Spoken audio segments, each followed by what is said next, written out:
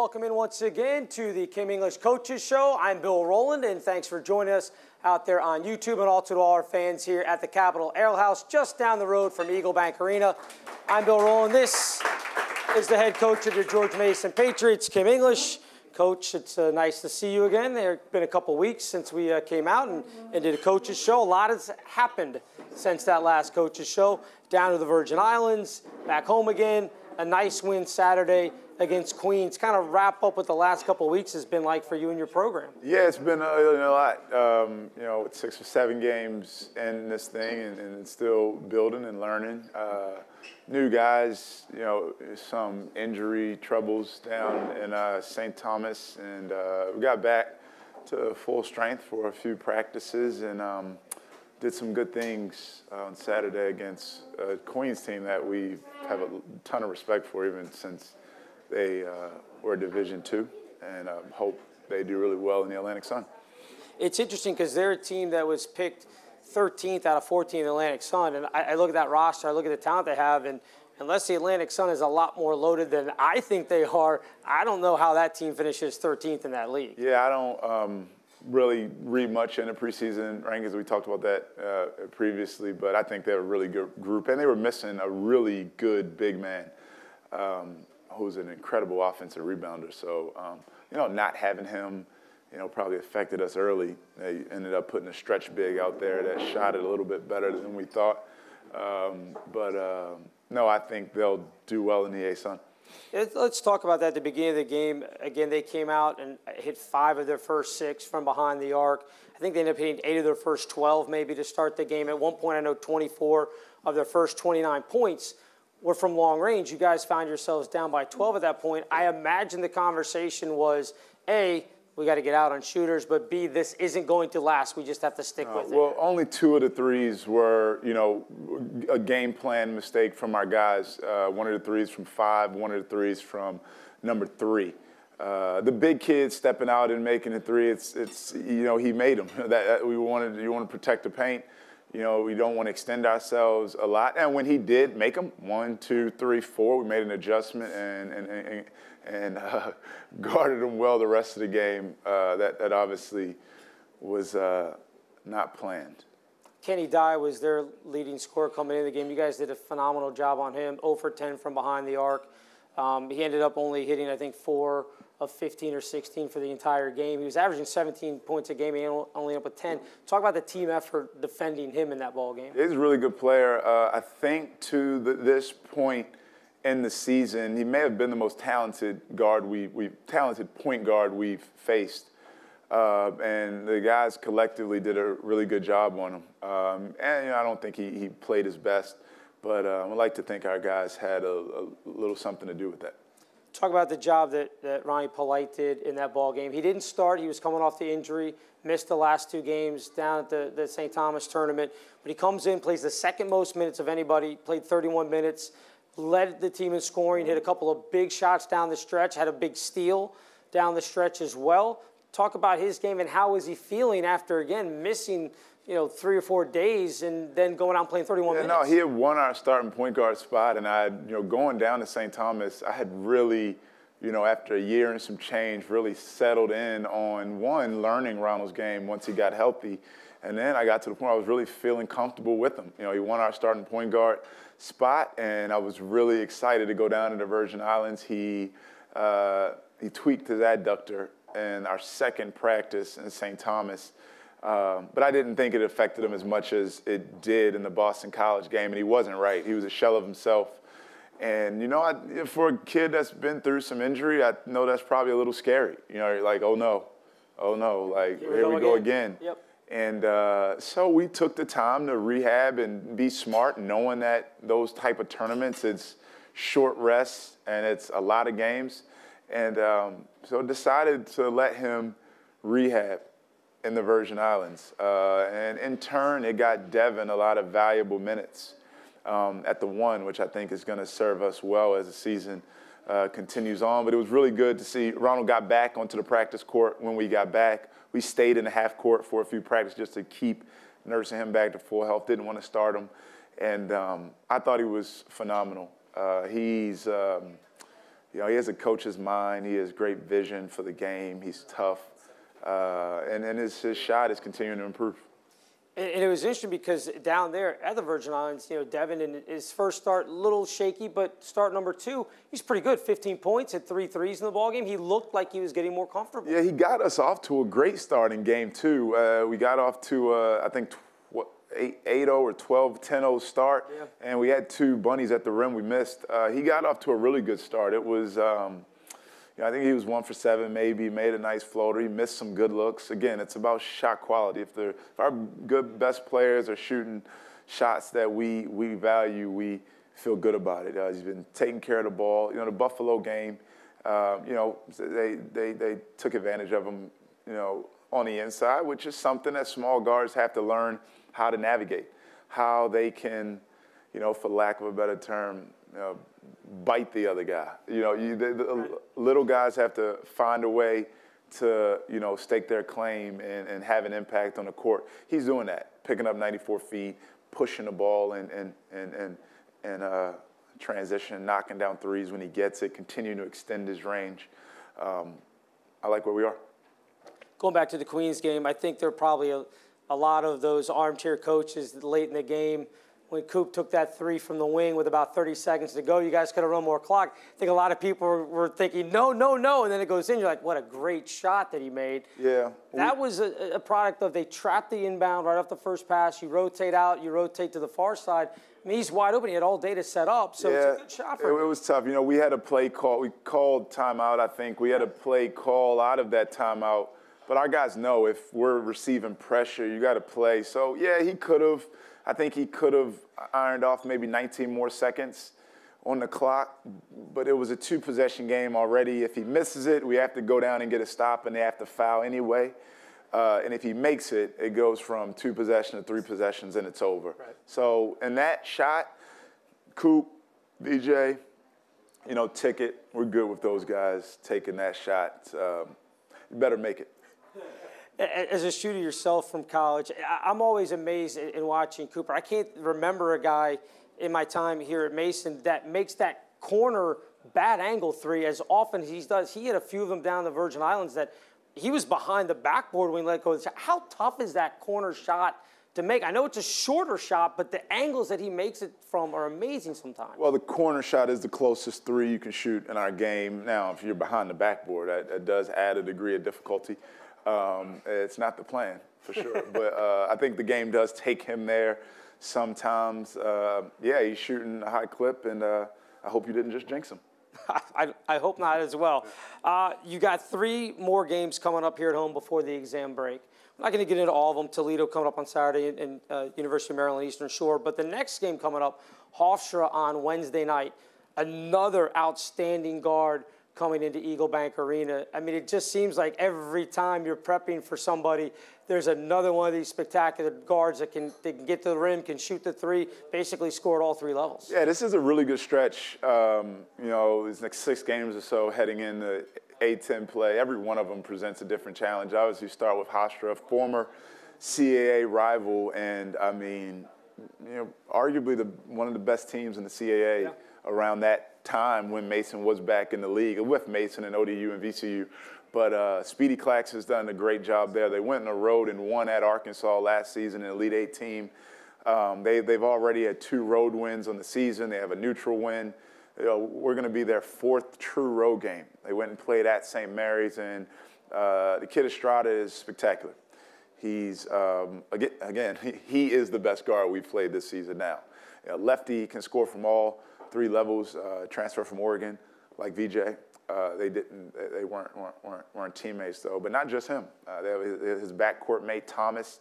They're outliers in college basketball. You know, the mid-range shot is dying. It's not an efficient shot. They hit it at a 65% clip. They're making mid-range jump shots better than they're making layups. You know, they are a very talented offensive team. And you talk about that mid-range thing and the way that college basketball, just basketball in general, has changed from it's either at the rim or outside the arc. It's kind of a lost art to be able to hit those shots. As a coach, as a player, do you kind of wish it wasn't going that way? I mean, it's because it's so numbers driven. It is. It's a little bit of feel and it's a little bit of numbers. I mean, if last season Josh Oduro was 71% at the rim and he was 29% from three, why would you shoot a 2-point shot that's valued at 31% for you? Just go get the 71%. Right. Even the 29% three is a better shot than the 31% mid-long two if you value it at a points per possession rate. So as a team, we just want to get the highest value shots we can. And it's at the free throw line. Well, it should be at the free throw line, a layup, and an open three from a good shooter. Now it's times in the game where that 31% shot is better than 29% if it's the last shot of the game. So, just understanding the numbers. And when you shoot shots at the rim, when you shoot shots from three and you get fouled, well, not fouled, but you give yourself the best chance of winning. I've talked about this on here before. The two most important stats in our game when it relates to winning is the effective field goal game and the turnover game. Right. If you have the higher effective field goal percentage, if you win the turnover game, you win like 95% of your games in college basketball. So, how do you win the effective field goal game? It's by taking the best shots and trying to force them into taking the worst shots.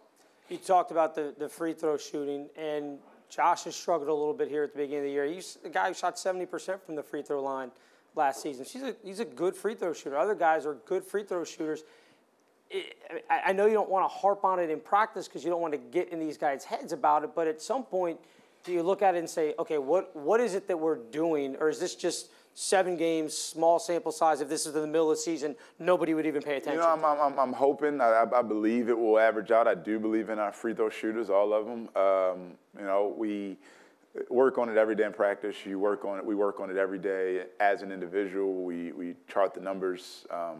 Guys are making hundreds of free throws a day outside of practice as a team. It's personal. It's personal. I mean, as a coach, when we were at Colorado, Nate, I was at Tennessee. Nate's last year at Colorado, they almost broke the NCAA record for free throw percentage. I think they were like 82 or 81%. They were just about and they were getting emails and notes from high school coaches all over the country. What do you do for your free throws? What do you do for...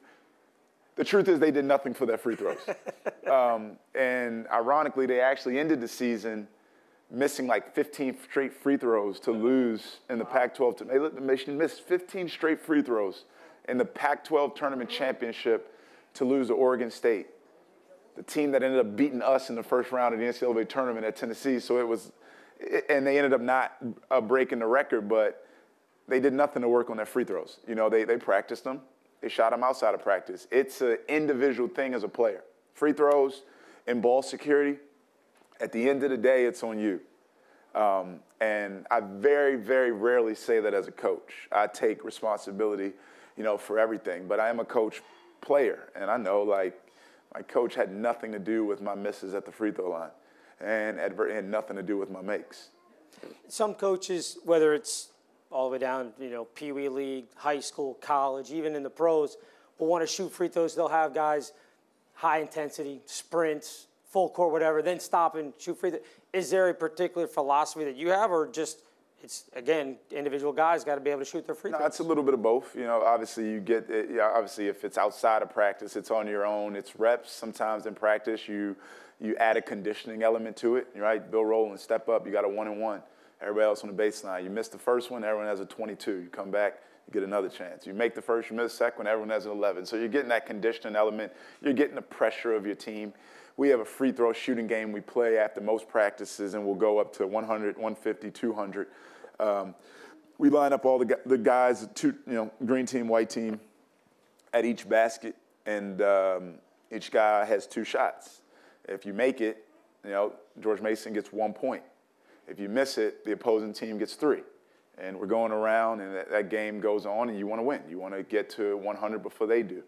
And if we lose, we'll bump it up. The away team gets 4 points for a miss. So there's a lot of free throw games we play. We try to have a seriousness when we're doing those games, but I'm not stressing over free throws. I'd love for us to make them, yeah. Is that the feeling that if you even saying it here or in practice or in the locker room, that you start stressing over it, that trickles down to them, and then they start stressing over it, and then it just feeds into itself?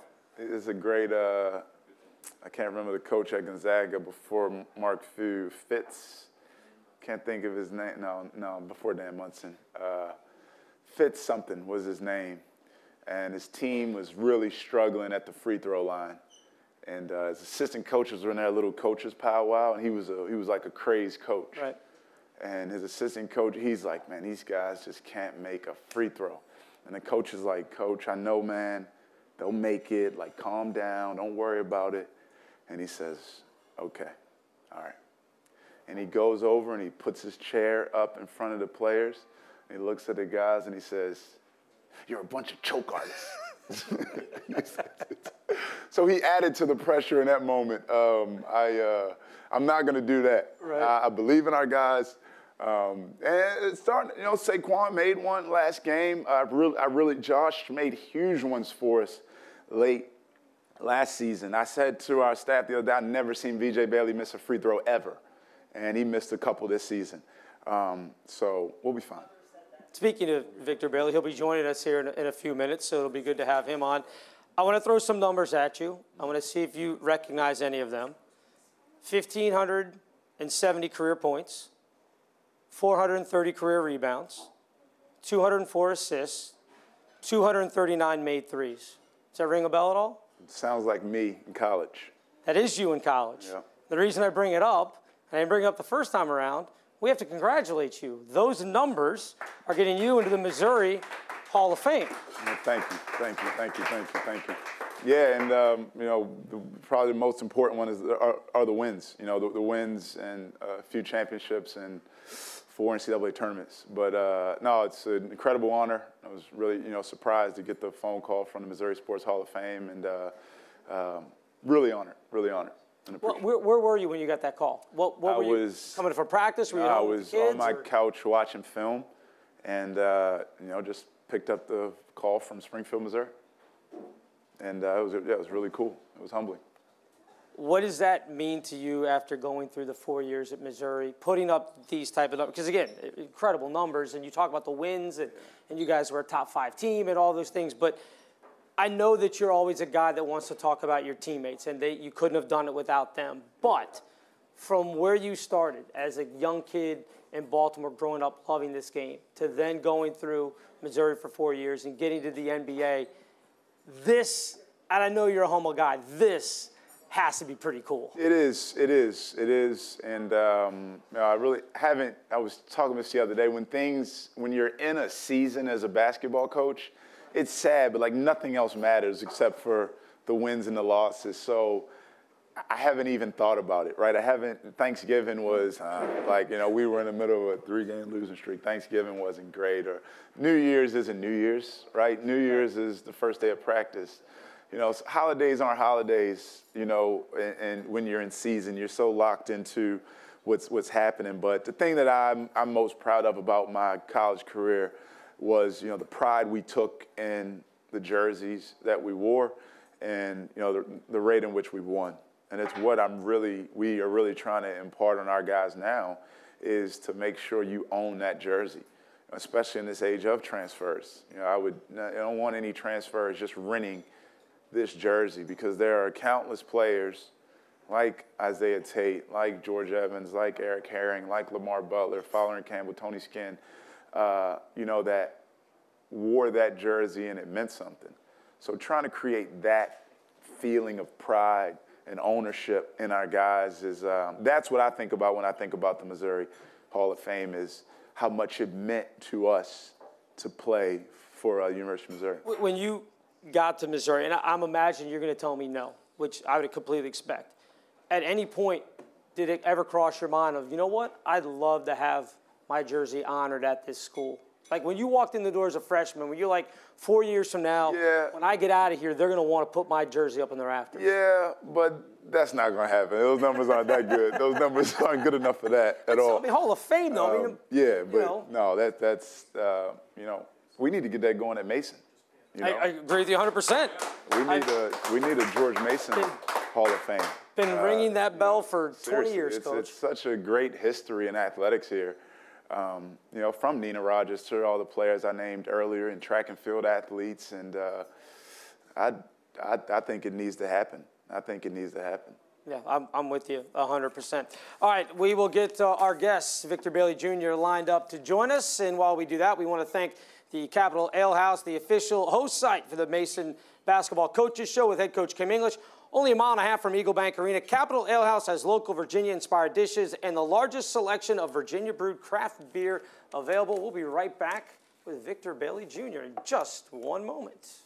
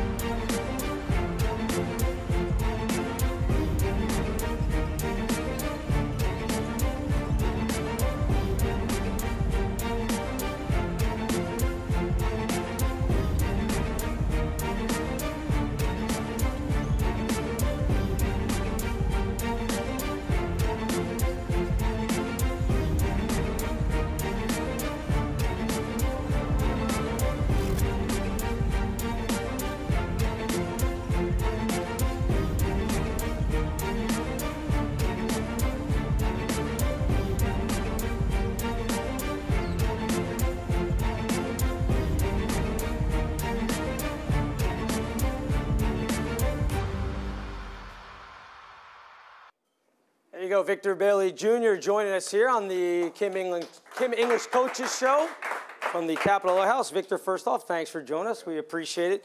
Now, you heard all the numbers I just rattled off for your coach. I'm sure you know about his illustrious career. You had some pretty good numbers back in your high school days as well. 2,429 career points. Also, as a guard, won the 2017 dunk contest as a high school senior. So you put up some pretty good numbers. Talk about what your high school career was like, and we'll talk about your parents being in different sports. Why basketball over maybe some of the other things? I really enjoyed high school. I had a great coach, Coach Hageman. He let me play. He put me in positions to be successful. He allowed me to shoot the ball and just be myself, a lot like Coach Kim. That's why I was so happy to be here and so excited to come play for him. It was just a fun experience, being in high school. Young, don't really know what's going on too much, just putting the ball up there and happy that it was going in. But, with my parents being in two different sports, track and football, I did all the sports when I was younger. I just fell in love with basketball, and that was all I wanted to do. Your mom won the bronze medal at the '96 Olympic Games in Atlanta for the 400-meter hurdles, which is, again, impressive. Your dad, 3-year career in the NFL. Who do you think was a better athlete? I get that question a lot, and I try not to answer because I don't want to be. Both of them are very competitive, and that'll start a Christmas fight, and I don't want that. So, but no, they, both, obviously great athletes, and coming from them, excited to see all the things that they've been able to do, and learning from them, and they've helped me through my process throughout the way, and always give me feedback, are always very critical, which, a lot of things that I need, and, I love them, so. Was there ever at any point, and I imagine some parents do this and others don't, but was there any of your dad saying, hey, you should play, I played in the NFL, you should play football? Your mom saying, no, I was a track star, you should be, a track athlete. Did they allow you to figure out, you said you fell in love with basketball, did they allow you to do that, or did you ever feel when you were a kid, Dad's trying to get me to play football, Mom's trying to get me to run track? Yeah, no, not at all. I think my dad knew a lot of things that come with football. And honestly, if anything, I think he kind of wanted me to stay away from it a little bit. And, I think he was happy that I kind of fell into basketball. A lot of things that go on with football physically. I see him, kind of hopping around the house sometimes. And so I think he's excited that, I went the other way. And Mom, she, obviously she, I think she's a great track coach, and would have loved for me to run track, but, you know, she's just happy to see I'm doing something that I love, and I just kind of gravitated to it and hope to be able to do it for a long time. As a hurdler, did she help you with your vertical leap? Because I've seen we've run a couple of lob plays to you this year, and again, you won the dunk contest back in 2017. Was there any type of track training that she did with you as far as, or is that just natural? Yeah, no training, just genetics. Yeah. Just genetics, there you go. This guy's talking about when you were recruited, he was at Tulsa, and that was the first time he met you. Do you remember the first conversation you had with Coach English back then? I don't remember the first conversation. I just remember knowing that he was really good at what he does, and I felt an immediate connection with him just on a basketball level. I felt like he had a love for the game, and I could just hear it in his voice the way he talked about basketball, and I knew that was somebody that I wanted to be around. Coach, do you remember the first time you saw him in a gym? Yep, I do. The first time I seen him live would have been in New York City at the EYBL stop they had in like a factory warehouse in Brooklyn, New York. It was a great, DeAndre Ayton, Trae Young, Michael Porter. It was a great EYBL crop that year. But he played with RM5. One of my good friends was there, was one of their coaches. And we were all in on him right away. He was our top target. Growing up in Texas, right, playing high school basketball down there, how do you end up then going to Oregon? It just doesn't seem like a likely spot for a kid, but what was it about them that you want to start your college career there? Yeah, just the idea and the plan that was set out by Dana Altman and the talks that we went through. I really, really wanted to go to Tulsa, but my parents looked me in my eyes and said, hey, we know you love Coach Kim. We know you really want to go to Tulsa, but he's such a great coach. He probably won't be there long. And I looked up, and he was at Colorado, so that's just kind of how it worked out. You talked about coaching against you. When you were there at Oregon, you always kept in touch whenever you guys were playing, whether it was in Colorado or in Oregon, always made sure to say hi to Coach? Yeah, I remember a certain play I got a steal or something, and I had a dunk, and I kind of looked over at me. He was smirking at me. Yeah, we always stayed in touch throughout. I remember texting him. Wasn't shooting the ball well while I was at Oregon at one period. And I texted him, hey, Coach, what can I do? And, he was giving me tips and talking about how I can, get my shot back right. So he's always been in my process throughout the entire time. And then you guys reunite at Tennessee. Well, I guess not reunite, but unite for the first time at Tennessee. Talk about the experience of going into the portal, deciding to leave Oregon, and then ending up in Tennessee. Yeah, it's kind of like I said, it all comes back around for a circle. But knowing that I wanted to leave and, was kind of just trying to figure out what we wanted to do. And, we just found out where Coach was going. He was going to Tennessee. And I was like, well, wherever Coach is going, I'd like to know if I can go there too. So it just worked out perfectly. We made a phone call, and we talked about it. And I was wearing a Tennessee jersey. He could have won a national championship, right? He could have went to Baylor. He could have won a national championship, and he followed us to Tennessee. So it was, Texas, Baylor, Texas Tech, and us. And I think Coach Barnes liked sticking it to Texas a little bit too, because he could have went obviously back home to Texas. But, it was a great get, for me walking into the door with a player of his caliber, 7 point per game, 40 point, a 3-point shooter from the Pac-12, walked in at the same time with him. So it was a great get for us. And, to get the scholarship, Jordan Bone had to, make sure he was going through the NBA process, and he did.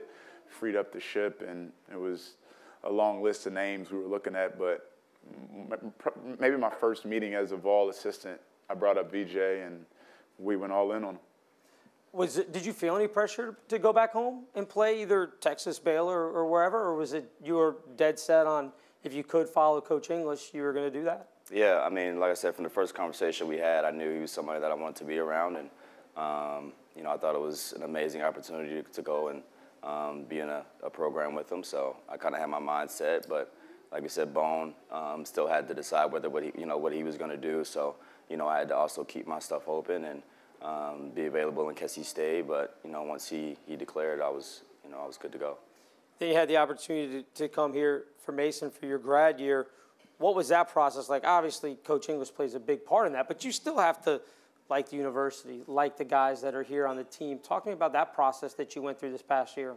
Yeah, well, I knew obviously with Coach Kim, you know, was the biggest factor. But when I got here and I was able to talk with the other assistant coaches and really see how good they were, you know, Felton defensively and Nate and you know, all the coaches we have, they, you know, it's not just him. You know, we got a great staff, and then also Ticket being here was just a familiar face that I'd seen before, I'd known, and you know, I was excited to be around him, you know, him as well, and then I just bonded with the guys, you know, really easy. Obviously, I've been around different places, so I know how to, I don't want to say fit in, but you know, I know how to just, you know, get acclimated and talk with guys. But it was just so easy being around these guys, and you know, they made it easy. The coaching staff made it easy, and you know, it just wasn't a hard choice.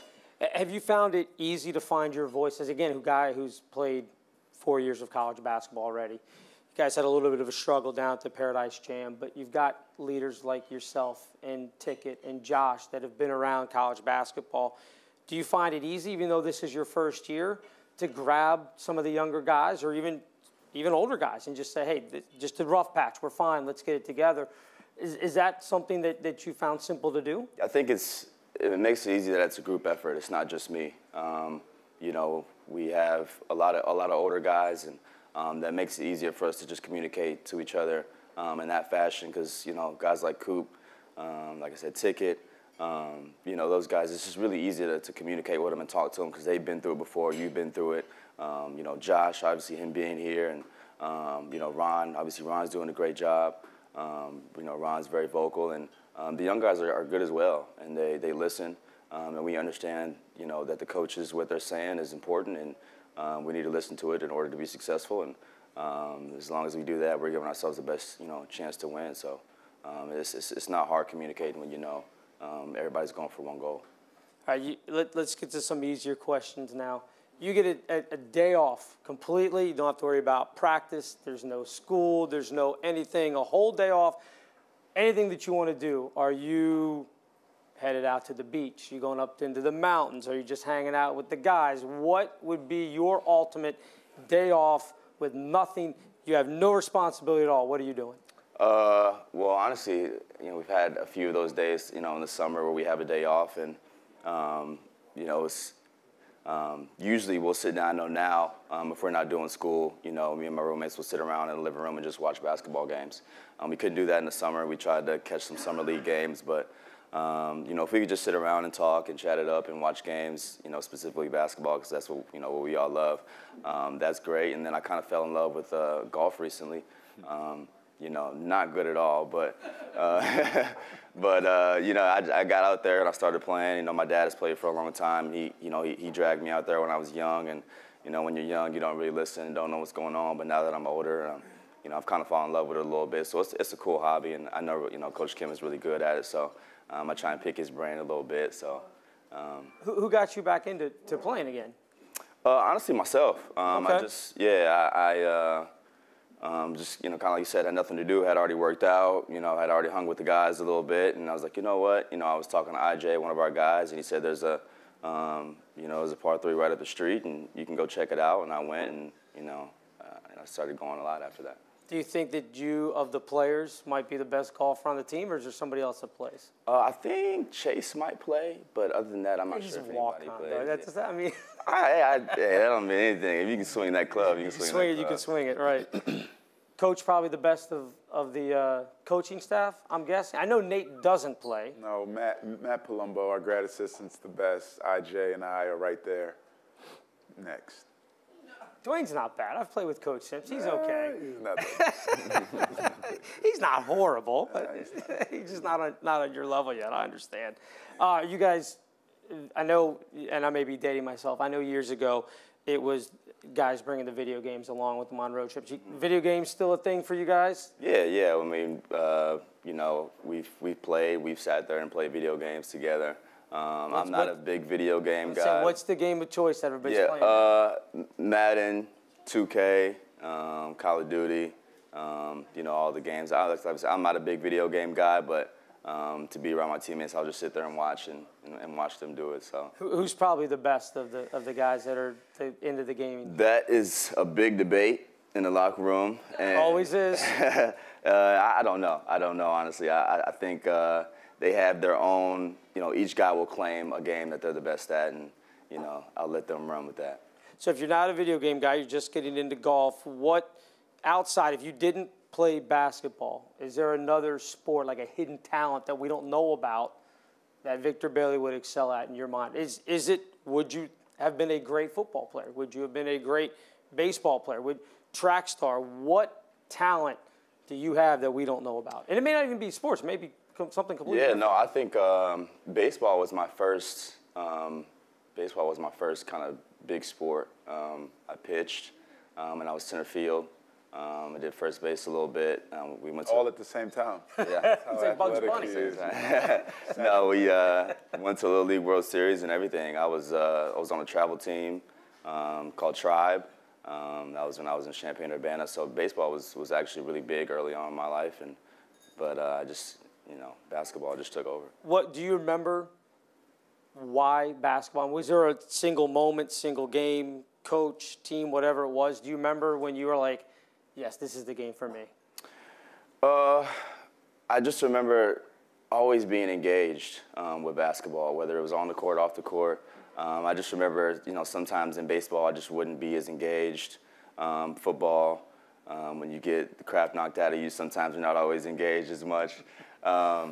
But no, basketball, I just all the time. I was in love with it all the time, and it just got to the point where that was just all I wanted to do. I didn't want to do anything else, so it just wasn't a hard decision to drop everything else I know. Every single time I saw the football coach in the halls at high school, he asked me to come out and play football, but literally every single time I saw him in the hallway. But basketball was it. Basketball was it. You talked about it, the great relationship you have with Coach English. When your playing career is over, whenever that may be, Europe, wherever you end up, is there a thought that you would want to get into coaching, or what is it that you think that you may want to do obviously basketball isn't necessarily forever as a playing career, but what's next for you after that? Yeah, I'm actually working on getting my coaching certificate right now with Mason. So, as a graduate student, so I'm thankful for Mason for allowing me to be able to do that. But I don't know. I love basketball.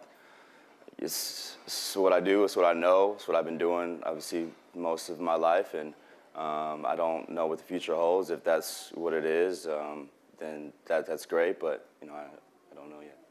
What do you think? Would he make a good coach? What do you think? I think he'd be great. I think he'd be great in recruiting. I think he'd be great on the court, and I think he'd be a really good teacher. So I think he'd be a great coach.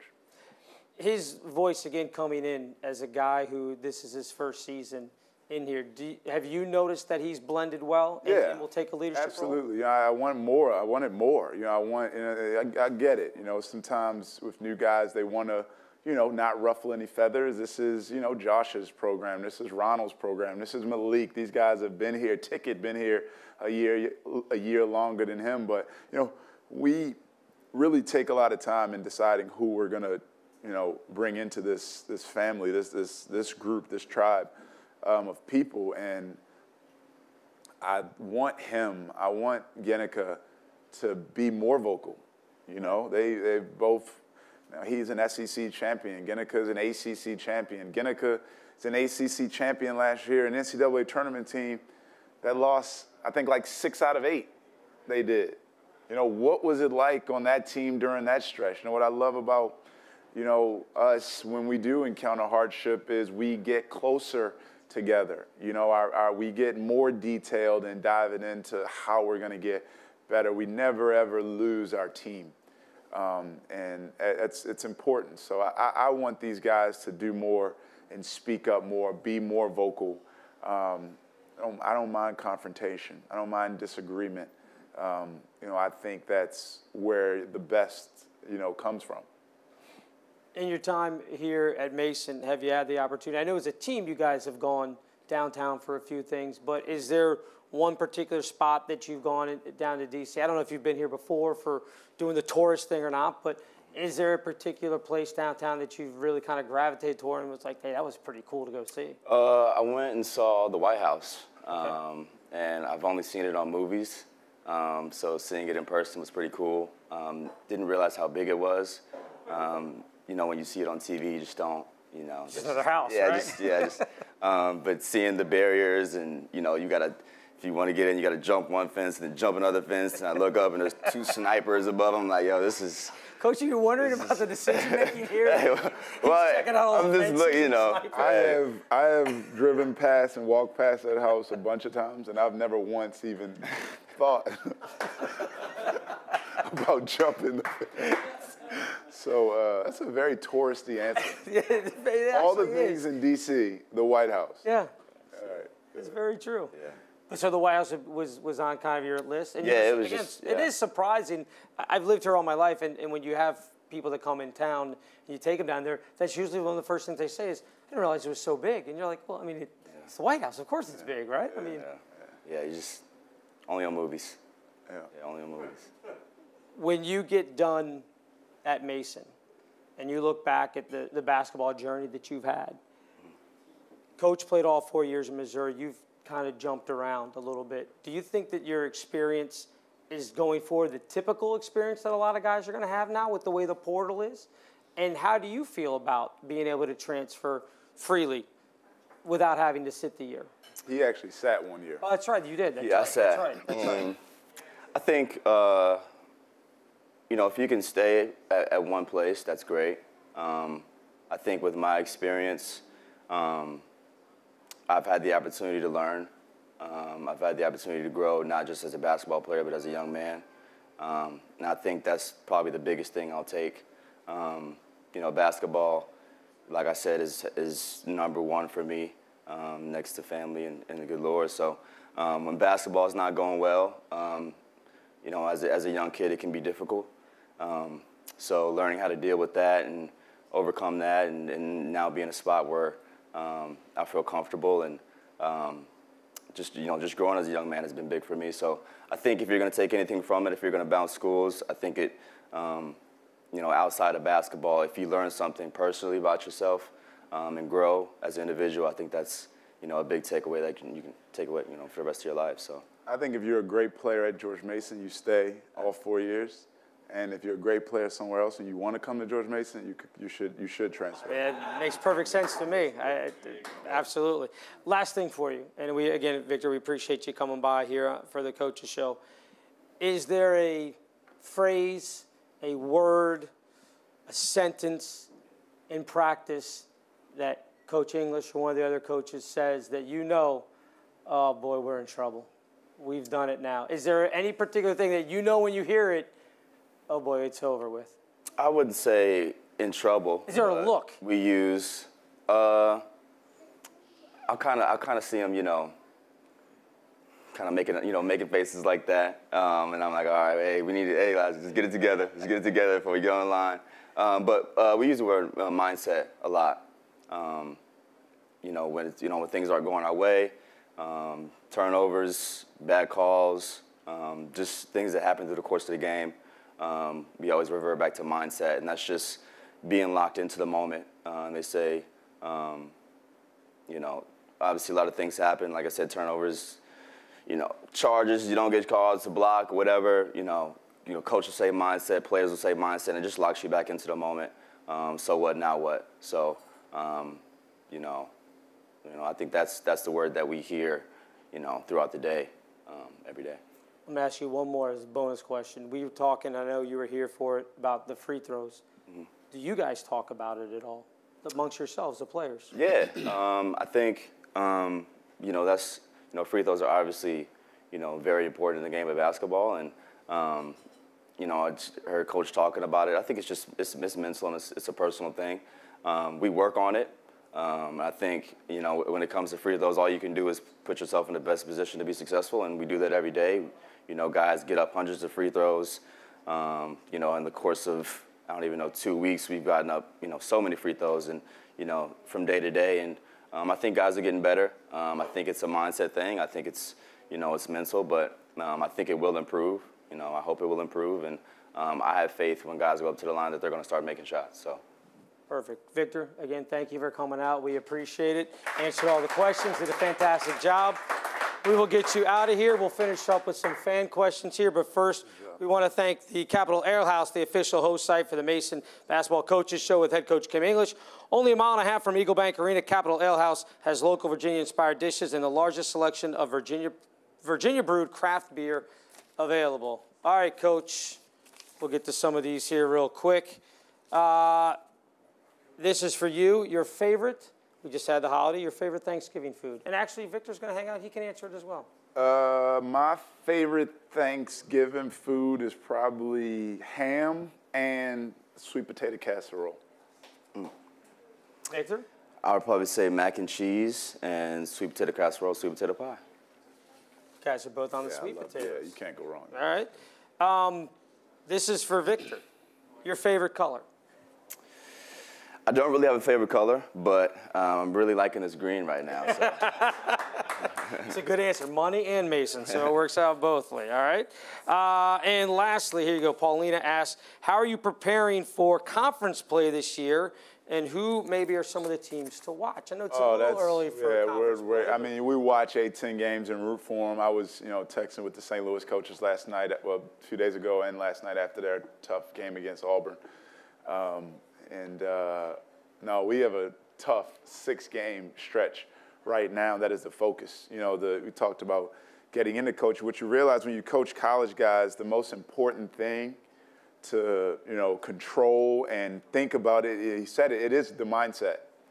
It's the mindset going into every single game. I mean, thinking ahead 2 games would be an epic mistake. Everything is mindset at this level because these kids are so emotional. Right. We're sitting here a few weeks ago, and I'm watching this Boston College Maine game, right. And I'm praying on every whim and rosary that I have that Boston College wins that game because I know the mindset after a loss. Right. So I can try our best to shake our guys to know what our mindset needs to be to combat that mindset, and their mindset won that night. And it's an evolving battle. It's an evolving fight against human nature. When you win, a lot of times, human nature, once you have some success, human nature tells you to let your guard down a little bit, get comfortable, feel happy. When you lose, you're more vigorous, you're locked in, you're more hungry to win. So we talked about it today. Did today's film session, did today's practice. I hope it felt like a practice after a loss.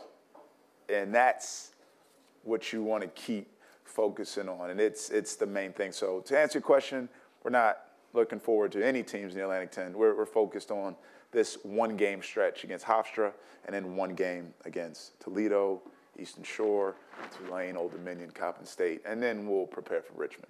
Right, Richmond on December 31st, New Year's Eve day. So it's a great place to end it there, Coach. And again, thank you for coming out, Victor.